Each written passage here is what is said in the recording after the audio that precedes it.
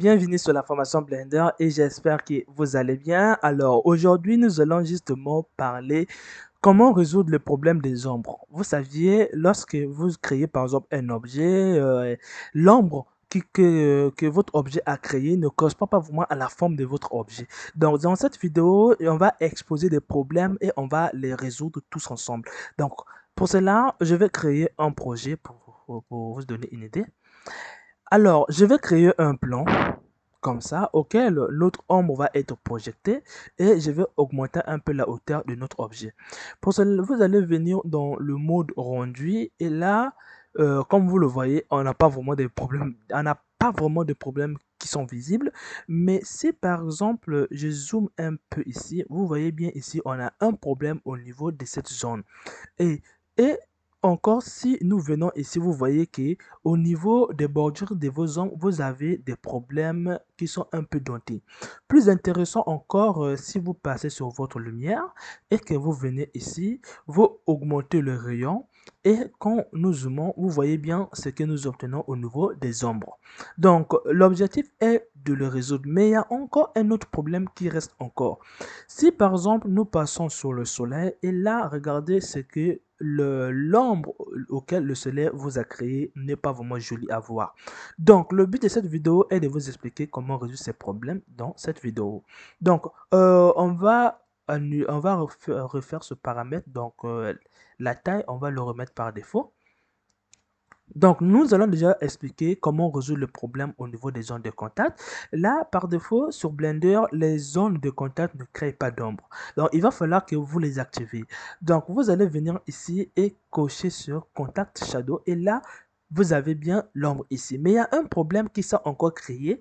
Si nous venons au niveau d'ici, par exemple, ici, vous voyez bien, ici on a un problème, ici aussi on a un problème. Ça, c'est dû à ce paramètre. Donc, il suffit de l'augmenter. Ben, vous voyez bien ce paramètre comment ça y est.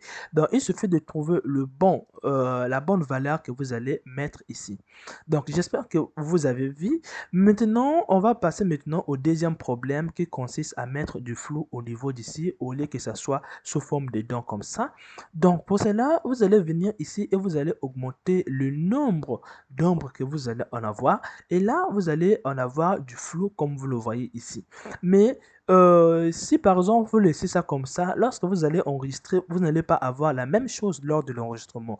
Donc si vous voulez avoir la même chose lors de l'enregistrement, il suffit de faire la même valeur ici lors de l'enregistrement. Donc vous pouvez le différencier pour la vue, ça soit un peu plus petit, par exemple à 64, simplement comme ça. Et vous décidez que lorsque vous allez enregistrer, la valeur soit élevée. Donc, j'espère que vous avez compris. Alors, c'est quoi ce paramètre? Ce paramètre nous permet de définir le nombre d'ombres que nous allons en avoir. Par exemple, si nous venons sur notre lampe ici et que vous venez sur les paramètres, vous augmentez par exemple le rayon de votre lampe, vous voyez bien ce que ça nous donne. Mais si vous venez ici, vous mettez par exemple 2, vous voyez bien qu'on a 2 ombres. Si vous mettez 3, vous voyez bien qu'on a 3 ombres. Donc ainsi de suite, moi je mets 250 ombres. C'est bien bon que nous allons avoir le flou, mais attendez-vous en conséquence d'avoir un temps de rendu très lent. Donc lorsque vous allez enregistrer, ça mettra plus du temps. J'espère que vous avez compris. Maintenant, nous allons activer le fait qu'on puisse voir notre objet sur l'ombre ici.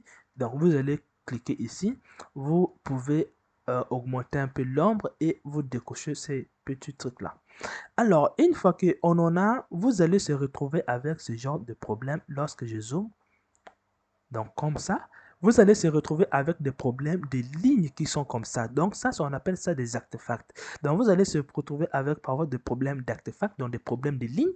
Pour cela, pour vous faire comprendre ce qu'est l'artefact, vous allez voir un peu sur cette image, comme vous le voyez. Là, on avait plusieurs images, mais vous voyez bien, les lignes là, on appelle ça les artefacts. Donc vous pouvez par exemple rencontrer ces lignes lorsque vous allez pouvoir mettre vos nombres d'ombres. Donc, pour le résoudre, vous allez justement venir dans les shadows ici.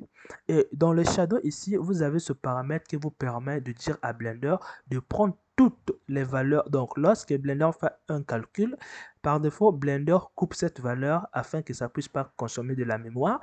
Donc, lorsque vous allez faire ici, vous allez dire à Blender de prendre la valeur qu'il a trouvée, de faire les calculs avec. Donc, j'espère que vous avez compris. Maintenant, ici, c'est la qualité de vos ombres. Donc, si vous voulez que vos ombres soient un peu plus nettes, un peu plus floues, donc, je dirais que si je passe ici, vous voyez bien que vos ombres sont gros. Et si vous venez ici, vous êtes en train de minimiser les ombres. Donc, ça devient de plus en plus, ça deviendra de plus en plus net. Alors, si vous diminuez par exemple la valeur ici à 2000 et quelques, ça deviendra de plus en plus net. Alors, euh, comme vous le voyez, des artefacts qui apparaissent toujours, mais on va le résoudre.